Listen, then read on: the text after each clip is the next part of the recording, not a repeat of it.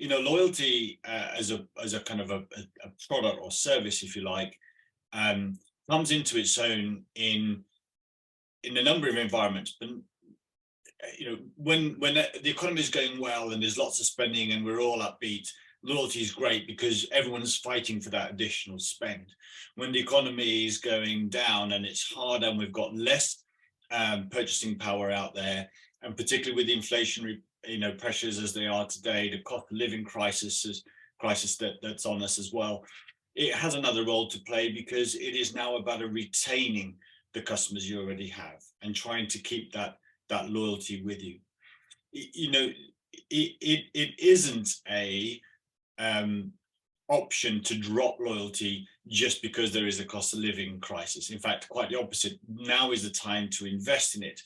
Those that had already investment plans in loyalty back 2-3 years ago are probably reaping the greatest rewards because the program is in good health, the propositions are in good health, and it just so happens that that's now coincided with a downturn and they're getting the maximum energy out of that loyalty program. So, but not many people would have had none of us would have predicted this. Now is the time to really double down on loyalty, but make it work a lot harder for you. There are a number of things within a loyalty program that make it work well, right? One is having the base proposition done. The other one is about segmenting your audience. And the third one is really overlaying the data lens on that so that you can really maximize your one-to-one relationship with your loyalty customers. Now, I think having a program in place is a good start, but making that work effectively and efficiently for you is the real key here. You've got to know which audiences have a propensity to pay irrespective of the downfall. Which of your customers actually is feeling less of a pain right now and you can still maximize? How many are actually feeling the greatest amount of pain and how can you help them? And the ones that are in between, how do you have some form of treatment for them that keeps them engaged with your business over the long term?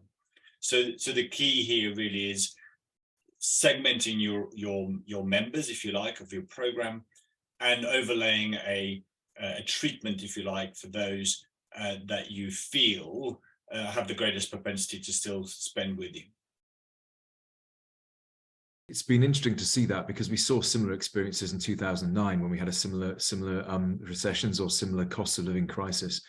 And what you generally tend to see at those times is loyalty, I believe, is made up of 4 different customer types. You've got joiners who join anything. You've got spenders. You've got who spend and look for instant gratification. You've got savers who save up for a known reward over time.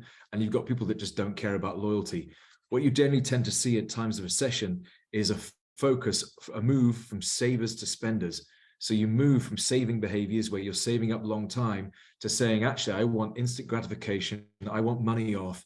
And you're seeing that with the likes of Nectar in the UK moving to redemption off petrol. You're also seeing, and so what I would urge for loyalty program managers is to consider how to make redemption easier and how to make it more associated with cash off, because that is what customers want at a time of crisis. We talk about discounters. I don't think there's any such thing as discounters anymore. I think there's value and customers make that choice. So I think you can see, you just have to look at the types of people that are shopping at Lidl these days. They've got everyone in there, right? It's not just low demographics. So you can never take loyalty. Loyalty has to be viewed as part of the whole. When Tesco described loyalty years ago, they said it's the chocolate on top of the cappuccino. And by that, they meant it's not just a cup of coffee. You have to get the coffee right. It has to be the right temperature. It has to be the right mug. It has to be the right environment. And then you've got to put the sprinkles on top. And so loyalty can't be seen as a means of discounting. In fact, if loyalty is seen as a means of discounting by finance, it will fail. You have to get your pricing strategy right, and then loyalty is a means to make it stickier. You can't do one or the other. And you certainly can't use loyalty as a means to discount. What I have seen used very, very effectively, particularly in the petrol market, is where loyalty is used as a means of keeping your poll price high, but actually a means of discounting for customers who are price conscious because they will join the loyalty program. And so your loyalty benefit can be seen there as a means of discounting to the people who care about discounts, whereas the people that are just going to fill up when they hit empty, they'll still come into your store. So you do have to consider it as in the whole, but you also have to you can't just consider it as a means of discounting. Loyalty should not be seen as just a cost center. For the last 5 years, companies have switched to a performance-oriented loyalty approach. The effect of loyalty on incremental sales should also be considered when designing and managing loyalty programs. We have to implement mechanics that work beyond the traditional sense of loyalty and support the business strategies of companies. On the other hand, loyalty offers shouldn't necessarily be viewed as a monetary value, such as a discount campaign or points. The right experience can also build loyalty, so the brands must be focused on their own assets and they should give their best effort to improve the customer experience. In 2023, whether regions of the world fall into recession, I think is still unknown. I mean, for the last 6 months or so, a country can be in a technical recession if they've had 2 shrinking quarters. But in many cases, employment rates continue to go down. Interest rates have gone up, and then now they've started to come back down a bit. There's a lot of conflicting indicators about whether the world economy will fall into recession in 2023. So I think it'll be more of a regional impact. And then within, any individual country, there are consumers with different income levels, spending levels, different levels of discretionary spending. So I think, again, it'll be selective. And therefore, with families or individuals that are struggling to make ends meet on a monthly basis, they're certainly going to have to cut expenses. But I think the majority of people are not in that situation. And so I would expect that, again, travel in particular, I think will be strong in 2023. But the loyalty programs in particular can help customers in any economic level.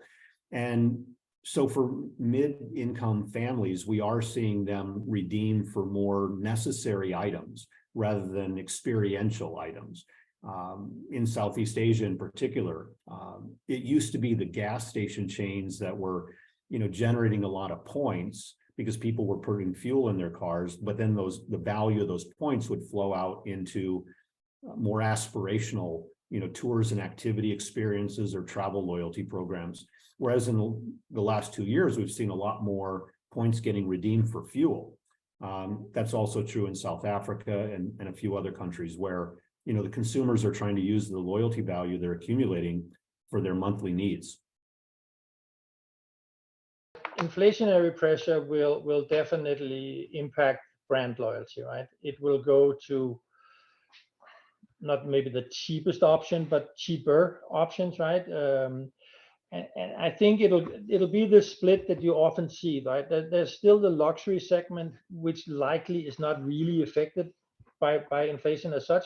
Then there's a big middle segment, which I think will be really affected, right? So if you look at grocery stores, for example, I think there will be the really upmarket local ones, and then there'll be like the Lidls, etc., at the very low end. And anybody in the middle, I think, is going to have a real problem with inflation, right? Because consumers will have a problem if inflation rates keep hovering around 8, 9, 10%, including all the energy issues we are all facing right now, right? So I think there's a big pressure there, and then you can have 2 arguments on loyalty, right? You can have that loyalty adds a cost somehow, and of course it does somewhere, but it also generates ROI on the business, right? So I think that having more loyal customers in a situation where you are under a price pressure is a better situation than having less or not having any, right? But I think everybody will be hit, but using a well-designed loyalty program in an intelligent way during inflation, I think could be a competitive advantage, right? I think the answer to this question lies in what happened when the recession happened last, in globally, and there is lots of data and historical evidence that the loyalty programs were we are even more effective when the recession hit last time around. And it's pretty obvious and natural that when in a recessionary times, in inflationary times, the customers expect to get better value for their investment, for their spend. The customers look for avenues to save, and loyalty programs provide the value proposition aligned to those objectives. So we believe that loyalty programs will continue to have the same prominence, if not greater, should there be a recession. And the brands that continue to invest in their loyalty programs, the brands that continue to persist with their loyalty programs will stand to gain both during recession and after recession as well. So the other example, as I mentioned a few minutes back, when COVID happened, it was not a recession, but it was more of a the economy stalling because of COVID. And we saw that loyalty programs were fabulous communication tools, engagement tools used by brands very effectively to ensure that the customers remain engaged with them. So we do feel pretty bullish about the future of loyalty program, even or despite we heading into a possible recession.